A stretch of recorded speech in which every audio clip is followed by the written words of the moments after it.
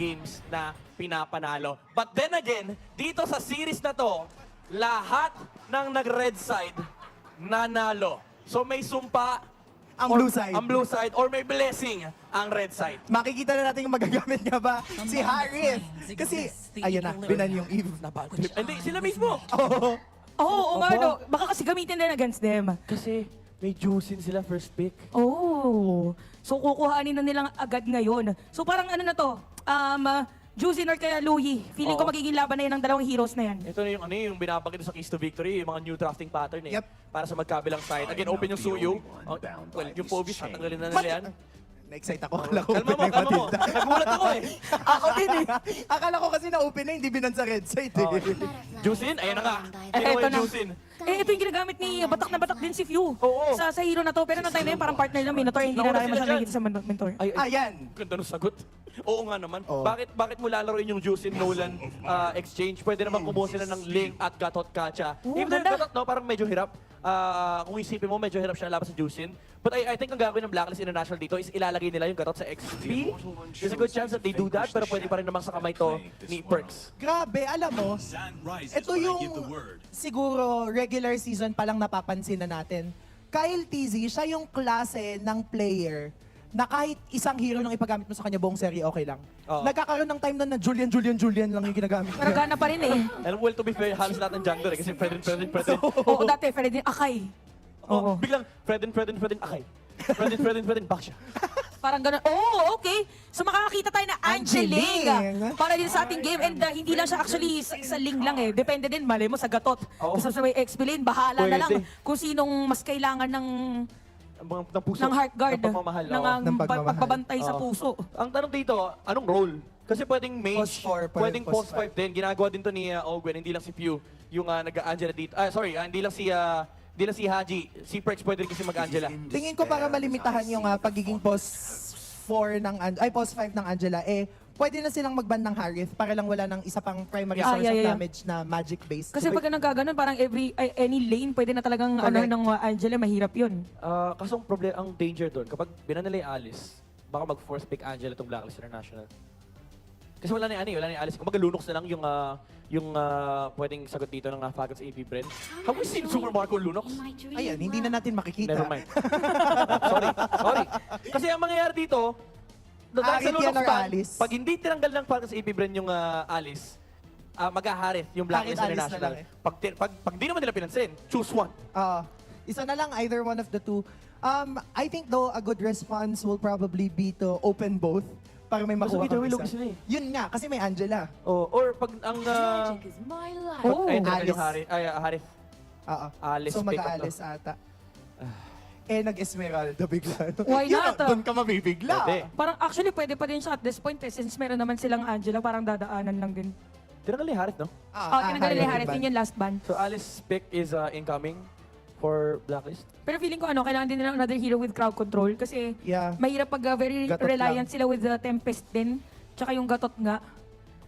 Ano kayo? Pinag-iisipan nila eh. Feeling ko hero. Ayan na nga yung sinabi natin. Alice. Alice, okay. Ano ba bang mga counter dyan? Bea, wala na rin yung Nathan, kaya niya sa linya eh. Sa totoo lang eh. Carry din na lang ata. Karya. Pero kailangan nila ng hard CC. Something like Kaja. Yeah. Actually, okay din naman yung Or Cho. Yeah, okay din yung Cho. Kasi sobrang bihira mag-purify ng mga Alice Oh. lately. Parang sayang din kasi, di ba? Flicker. Tapos grabe yung mga Alice ngayon, no? Kasi dati, naalala ko, nagkaroon ng time na yung Alice, hybrid. Ngayon yung mga Oo. Alice, hindi pure Full damage. Para pag bigla kang dumaan, mahihirapan ka na talaga. Kari Gra, Kari Cho. Actually, parang okay pa din play. Okay. So na-open yung Edith this time around. Very consistent kanina ang Blacklist and banning this out against Falcons AP Bren. So, carry. As it go din. I like this. Ang dragon ni Lord JM. Parang pangalawang beses pa lang natin makikita yung Yuzong in this entire MPL. Pangalawa pa lang nun? Parang isang beses pa lang. Or nakita na ba natin si Yuzong? Hindi. Parang pangalawa pa lang. Oo. Hindi ba si Lord JM din yung... Oo nga ata eh. Oo, siya. Parang siya nga rin Kaya ata nga eh. dragon ni Lord JM. Ang dragon ni Lord JM. Eto na guys, nailatag na ng ating mga players ang kanilang mga heroes.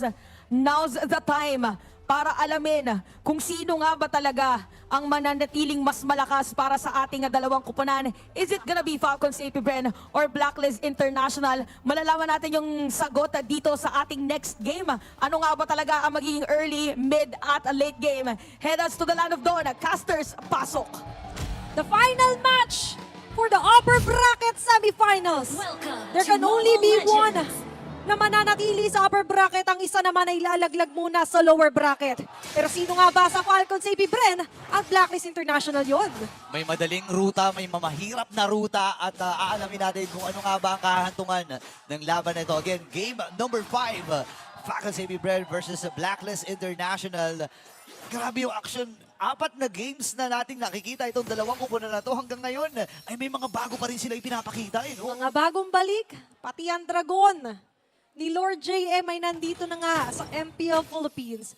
Aside from that, it's going to be a pause for Angela na gagamitin ni Haji here on the mid lane. The Angeline combo na inaabangan at tinitignan ng mga tao. Pero tingin muna tayo dito sa mga mahaagang poke around ng Falcons AP Bren. Okay, nakuha na rin at nagamit yung revitalized dito ni Perks. So, unti-unting nababawasan ng kits dito ang mga members of Blacklist International. Oh! At bibigyan kagad ata itong si MB the game pero nakatakas din. Babalik mo siya dito, may tapos of blade siya. Ngayon naman si Perks sa magiging punteriya. Alam nila na walang revitalize yan. Takbo muna Perks! Pero first blood, iba kukuha kagad ni Kyle. Ang pana natatama. A first blood here para sa Falcons AP Bren. Powerful start, aggressive note agad. Ang pinapakita agad dito na tone ng Falcons AP Bren sa pagpasok ng game number 5. Yung aura, andyan pa rin ulit yung syempre mga kabilisan ng mga pick-offs na gusto nga nilang ginagawa. Pero ngayon, ang nasa sa kamay ni Few ay pansinin din naman natin ay gamit niya yung Jushin. Oo. And Tsaka ngayon, masasabihin na natin yung vision hindi naman mako-compromise ng sobra. Pero kasi yung missing piece ngayon ay na-fill in na ba ng Falcons AP Bren? yan ang katanungan na makikita natin mamaya kasi nandun na naman yung mga continuous crowd control for Falcons AP Bren. Sabay wasiwas muna, Flap DZ hindi nakuha doon ni MB the King with that attempt. Dahil nga naman matagumpay itong mababawi ng ni Kyle TZ at ng buong kupunan ng Falcons AP Bren. Grabe yung dalawang to, kahit hindi na nila pagmamayari yung lupa. Tino mo, Binabantayan na nila ng maigi. Sobrang sinop, sobrang agap. Diba? Ng combination ni Flap at ni Ogwen. Ibang klase ang galawan dito ng Falcons AP Bren. Pero kung titignan natin, doon sa side naman ng Blacklist International, Haji, sabi mo nga, ang all-around agent, the AAA, all-around din yung galawan niya dito. Pwede sumanib kay MP, pwede kay Lord JM, or even kay OHEM. So, tatlo ang purpose dito ni Haji mamaya. Oo, AAA, so he needs to energize na nga lang din yung teammates niya and to provide the shield that they need. And ito yung shield na Yeah. hinahanap. Hard guard, nagamit din. Ang magiging punteriya ay itong si Ogwen. Sabay transport kaagad, primal run. Pero dito rin yung reinforcement mula sa Falcons AP Bren. Talon si Flap TC, natagumpay nilang mapoprotektahan itong si Daddy Ogwen. Ngayon naman ay atras muna. Lamang pa rin naman na 1.7k ang Falcons AP Bren. Grabe no, si Few, tumambay na talaga siya dito sa may bandang baba. Nakikita natin kung paano nila na ma-maximize na Jushin nga sila. Sobrang na-abuse niya dito, yung sa laning phase, si Lord JM, napapauwi niya agad. Pero ito yung nakakatakot na version din ng Falcons AP Bren na yung tipong orange buff, purple buff pa lang, ginagawa na nilang Lord Dance, ginagawa nilang Turtle Dance, and hindi sila takot na mag-all-in. Knowing na dito sa kanilang lineup is capable sila sa ganong klase ng mga dive. Yeah, yun actually yung mga downside, no? Kapag makikita mo na may Wow! ling, pero may off-cam kill din na naganap. Dahil si Lord JM ang napatumba dito ng mga members ng Falcons AP Bren. Kaya kasabi ko palang kanina na hindi tatantan doon na sila Fuse sa may bandang baba. Ayun na Hindi nga naman, nila purple. tinantanan. Tapos yung purple na tinatambayan nila Flap at Ogwen. Ayun, naparender na nga rin dito. Sabay, Raging Sandstorm. Parang dito natin. Lili Hindi ko. ko sabi lang si Pew, kaya unahin natin. Ngayon naman nagamit yung Crimson Beacon. Habang yung Tempest of Blade from MP the King. Next pa nila din si Flap TZ. Pero andito na yung Dragon ni Lord JM. Talon si Ogwen, pero may natirang buhay. Kaya lang, hindi na siya tatagal. Dahil si MP makakakuha ng 2. Habang sa kabilang panig naman ay Turtle ang kinuha dito ng Falcons AP Habang Bren. nagkakagulo-gulo kayong lahat dyan, sige, sabi ni Kyle TZ, dito muna ako pupondo. Approve daw sa kanya Approve. yun. Pero sa ngayon, para sa Blacklist International, napipilitan silang mas maaga na magsama-sama. Most especially na yung kinakaharap nila ngayon is more on dive yung composition. Pero speaking of diving in, medyo Aray. napalalo malalim ang dive in ni MP The King doon. Pero may isang mahahatak, may isang matututukan. Okay, wala atang takas dito si Perks. Pinagtulong-tulungan ng 5 miyembro ng Falcons EP Bren. Ibang klase na, nagsasama-sama na yung mga bubuyog dito, ah. Grabe no, bigayan kung bigayan agad. 5 minuto pa lang tayo sa game number 5 natin, Burrito.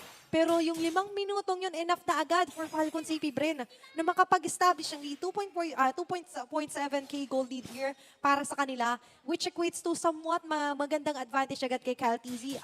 Abang nakikita natin yung mga abang nila. Lamang din siya in terms of level, 2 levels behind ngayon si MP The King. Pero speaking of behind, nabe-behind din sila sa pag-push ng mga torre dito, ng mga bees. Grabe yung pinapakita dito ng Falcon CP Bren. Actually, hindi lang bubuyog pati Falcon Di ba ganyan din umatake ang mga Falcons? Oo. Sobrang agresibo din and yun yung pinapamalas ngayon ng FCAP habang ang Blacklist International naman. Ang goal lang nila dito muna ay mabigyan lagi ng purple coffee si FP. It's the birds and the bees activated here para sa Falcon sa AP Bren. Parehong gustong lumipad. Lumipad papungo doon sa upper bracket finals. Pero still, para sa Blacklist International, hindi naman nila binibitawan pa ngayon yung positioning nila. It's everything to them. 4-man rotation here on the bottom side. Pero ang bilis na ma-maximize ng Falcon CP Bren yung pag-agaw ng atensyon ng ibang mga miyembro para makakuha sila ng mga objectives. Objective na Torre, objective na Turtle na ngayon sinisimulan na naman at maaaring makuha muli ng Falcon CP Bren. Oo nga, ganda ng ginagawang zone dito ni Flap TZ pero aram niya na hindi rin siya ganong kakulat. Iikot? So nararamdaman niya yung mga tuhog dito ni MP The King ngayon. Habang bibit-bitin naman dito si Perks. Si MP The King nag-aabang din ng proper timing habang Tempest of Blade. Nagamit na kanin niya dito. Magkakataon natin ng Falcon CP Bren. Naunahin siya ngayon naman. Nakainig sa akin dito ng Blacklist International itong si Ogwen. Nakakuha na sila kagad sila dito ng isa. Yung pagong ay available pa din. Pero pinadala kagad nila si MP doon sa taas para sa split. Oo, ngayon isasakripisyo nila yung Turtle na by the way 3 straight Turtles na ang makukuha ngayon ng Falcon sa AP Bren. Habang ang Blacklist International pinipilit nilang ibawi sa ibang aspeto. Kaso nga lang yung bawi na gano'n ay would you think is the best strategy lalo na't ang bilis ng accumulation ng gold dito ng Falcon sa AP Bren. Oo nga parang kanina 1.7 yun. Ngayon tinamo almost 4K na. Tinamaan na naman ng pana dito itong si MP The King. Nararamdaman na rin talaga yung unti-unting pagkuha ng damage. Naku, wala pang purple si MP. At ngayon ay binibitawan ng mga Falcon CP Bren yung ibang linya pero hindi nila binibitawan yung sights nila kay MP The King. At sa ngayon, Burrito, mapapansin din natin kung paano nila nako-convert yung kill nila onto an objective. Dito 3, pantay pagdating sa kill score pero hindi pantay ngayon is yung level of advantage sa leveling ng mga gangs and setup plays na pwedeng gawin ng Falcon sa AP Bren laban dito sa mga agents. Well, kung titignan mo, no, sa composition pa lang, masasabi mo na nilabanan din naman ng Blacklist International. Yung idea nila dito, kumuha sila ng isang Yuzhong para nga naman may umabot sa likod. Kaya lang ang problema, darating kasi yung punto ng larong ito na kahit mapuntahan mo si Super Marco sa likod, kahit mapuntahan mo si Pew sa likod, kaya kanilang tunawin. Kasi meron ding mga nasa harap, natutunawan din yung frontliners mo. Habang ikay pumupunta sa likod, medyo nalalagay, hindi nga medyo nalalagay sa alanganin. Yung mga sabihin na natin core members nyo, katulad nga dito nila Haji, nila Oheb. And besides that, kailangan muna nilang bago puntahan yung likod, ay sagutan kung paano ba nila i-gauge yung sitwasyon na binibitaw sa kanila. Paulit-ulit dito ng Falcon Safety Brand. Habang tumatagal, lalo sumasakit, lalong lumiliit yung mundo dito ng Blacklist International. Pahirap ng pahirap. Parang tama ka nga doon, lumiliit ang buong kamapahan dito ng Blacklist International. Parang mga 60%, 70% na ang nakokontrol dito ng Falcon Safety Brand. Ngayon naman, purple buff muli ang magiging puntira nila dito. Hindi ata nila pamamabay nito si Perks. At nagawa na naman ng purple buff itong si MP The King. Okay, for Falcon Safety Brand, more on pagpulupot talaga dito yung ginagawa nila sa Blacklist International. Kung nasa inyo yung lason ngayon, ilalabanan din nila ng lason sa lason yung binibigay na Venom. Pinupuluputan ng bawat aspeto. Purple buff man yan, objective man yan, laning man yan. Ngayon ay covered lahat ng Falcon CP Brand. Pero ano ba ang pwedeng pangontra dito? Ano ba yung escape or pwedeng maging escape dito sa madness ng Falcon CP Brand para sa Blacklist? Feeling ko, no, pwede nilang isa-isa lang muna kasi hindi nila kayang labanan ng 5v5 to. Mga pick-off lang. Kagaya nga nito. Pick-off ang sinasabi natin pero hindi nakagalaw. Itong si MP The King. Super Marco will go down. Nakuha na naman yung bako din si Haji. Habang yung Dragon ay nandun na rin. Kyle TZ nakakabawi din ng isa. Habang si Lord JM, eto na. Eto na yung pagpasok ng Dragon. Double kill para kay Oheb. Pinababaran lang si Pew dito. Naku, nabitbit din. Pero sakto lang yung orb mula kay Oheb. Atras muna siya. Siya na lang ang mag-isa. 3 para sa 4. ang magiging palitan doon. Pero para sa Falcons AP Bren, nakikita pa rin natin ang unting kalamangan na na-achieve nila doon. Medyo naging madugo yung attempt doon ng Blacklist International. Na-checka naman nila yung sabihin natin pa isa-isa muna. Kaso nga lang hindi pala isa yung nag-aabang doon pagbaba ni MP The King. Oo, niyakap siya ni Ogen na-miss ata si MP The King Hindi nakagalaw. Ngayon naman si Perks ako nabababaran din nung mga Lanterns player. Ayan na naman. Sakit. At sa pangatlo na pagkakataon, hindi na naman nila pahahawakin dito si MP The King ng sarili niyang purple buff. Ayan na. Ito na naman yung panggagangster na hawak ng Falcons AP Bren. Almost 5K gold lead. Dikit yung ating team score or kill score. Pero nakakalamang kasi in the overall view ang Falcons AP Bren dahil napakaganda rin ng macro control nila. Pero this is the second time actually na makikita natin ang Yuzhong for this season. The first one was by Nats na nga lang din. And for the playoffs ngayon, magagamit for the second time, it's going to be Lord JM's Dragon. Yeah, ang hirap nito para sa Blacklist International. Level 1 Lord pa lang naman. So sasalubong na kagad ko ng Blacklist. Si Perks nararamdaman, kalahati kagad yung buhay niya pero nandun na naman yung Lanterns player. Binibit-bit, ginagawang kuting. Itong si Perks, hinahawakan dun sa may batok. Sa batok Tapos eh. dadalin dun sa kung saan man niya gustong puntahan o idalin. Pero ang sakit na rin ng mga pana-pana dito ni Kyle TZ, yung mga pokes niya. Kaya nga, may pangil si Ohe, pero gusto mo maging vampira siya, hindi maging kuting. May pangil din oo. kasing kuting. Pero sa ngayon, nakikita natin yung magagandang pagdampot dito ni Rafew. And definitely, if you're Blacklist International, tila ba you're more on the waiting side? Kaso nga lang, if you're going to wait a little bit longer, mas lalong sasakit, especially dito si Super Marco. They need an answer, they need a clapback. And the clapback na gusto kong makita ngayon is kung paano ba nila mamamaximize yung dragon na meron sila. Naka-petrify naman to Isang magandang pagpasok, isang magandang pag-zone, that might be it para sa Blacklist International. Wala tayo pagpasok na inaantay na Blacklist International na sumblit na gamit. Pero si Plam TZ, ang lilinis na mga naganap. Yun ay mamamatay din. Once more pagkikibalitan na Bumalik si tumatigilan Oheb. na rin si Perks. Ngayon naman si Oheb nakababad din. Yung hard card mula dito kay Haji at tras muna with the flowing blood. Pero nag-ahabol ang Falcons sa Bren. Kailangan tumakbo ni Haji. Andito na yung mga pag-ibig. Pinapato niya ng mga pag-ibig. Pero hindi pagmamahal ang sagot.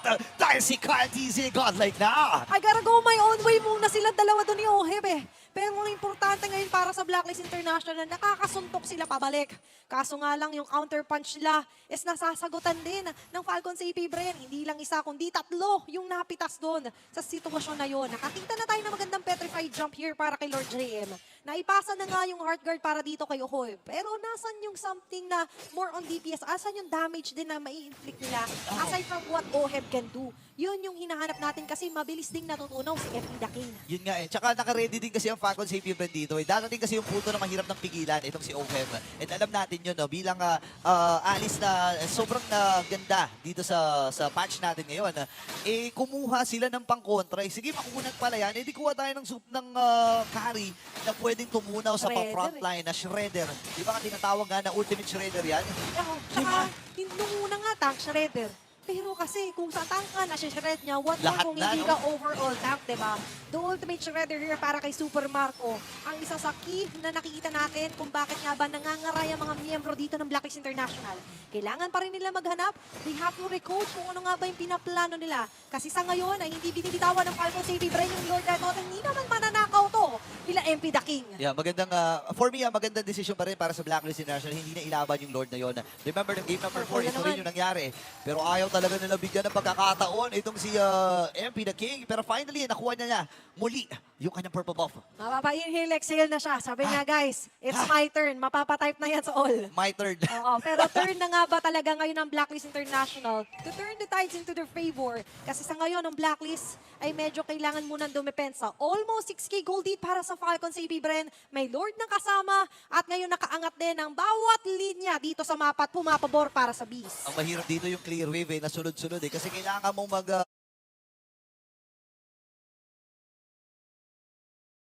kasi kailangan mong spend ng maraming kits para din sa Blacklist International para mapigilan lang yung mga minions. Luminous Lord to Ang dami rin nilang kailangan kaharapin, ang dami na kailangan kontrahin, pero ang pagkontra nila ngayon ay yung TNT na nga lang din gumagana, makakadepensa, pero yung kanilang torre mababasag eventually dito ng Falcons AP Bren.